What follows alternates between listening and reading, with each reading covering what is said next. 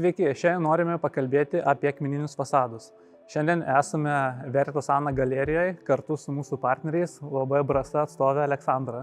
Sveiki. Mūsų pagrindinė veikla yra prekyba baldų furnitūra, dekoratyviniais sprendimais, bet taip pat specializuojamės aliuminio profilių gaminiuose. Paskutiniu metu gaunam nemažai užklausų iš architektų ir dizainerių, kaip galima dirbtinį akmenį panaudoti ne tik stalviršiam, bet ir vertikaliem paviršiam, pavyzdžiui, fasadam pakabinamų spintelių arba apatinių stalčių. Kreipėmės į mūsų partnerius Veritas Ana su tokia užklausa, ar šiaip egzistuoja dirbtinis akmuo mažo storio, nes būtent į aliuminio rėmelius mes galim integruoti užpildą, kuris yra 3 arba 4 mm storio, ir gavome rekomendacijas. Į vertikalius fasadus galima pritaikyti dirbtinį akmenį, kuris yra plonesnis, tai 3-4 mm, kuris puikiai tinka vertikaliai, įleidžiant į aliuminio profilį. Kiekvienais metais su partneriais UAB Brasa įvykdome vis daugiau projektų su akmeniniais fasadais. Ir mes tengiamės irgi plėsti savo asortimentą, kaip galima būtų akmenį pritaikyti balduose arba interjeruose, kuo paprasčiau. Įsileidžiantis akmuo į aliumininį profilį, jisai yra daug saugesnis, jo kraštelį neapsidaužo, neaptrupa, na ir aišku lengva prižiūrėti. Aliuminio profiliai gali būti skirtingų tipų, tai gali būti pilnai nematomas, kai jūs nematot jokios aliuminio profilinio briaunelės ir dirbtinis akmuo yra klijuojamas ant viršaus. Antras sprendimas, kai matome labai plona kelių milimetrų briaunelė ir akmuo yra įleistas į vidų.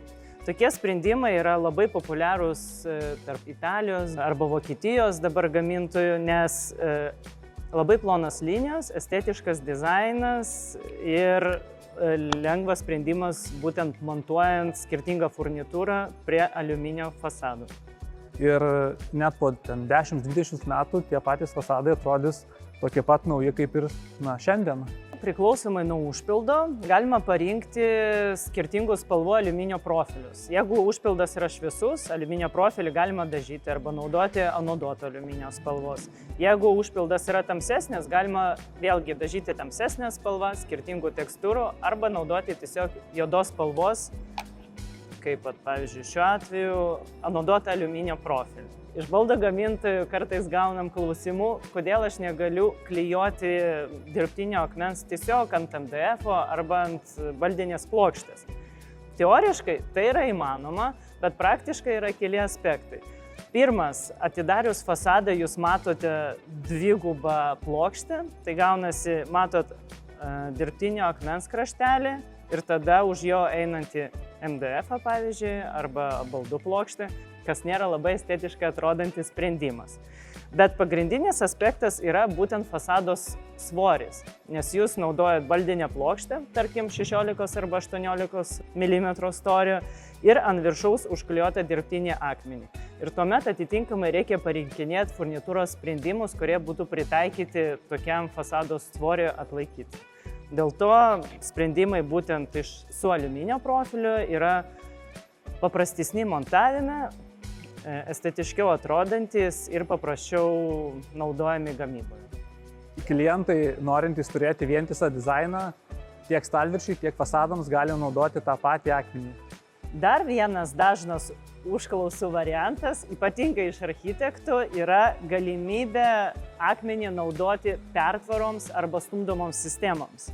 Tokiu būdu vaizdas yra labai įspūdingas, kai jūs galite stumdyti duris iš akmens tiesiog vieno piršto prilietimu.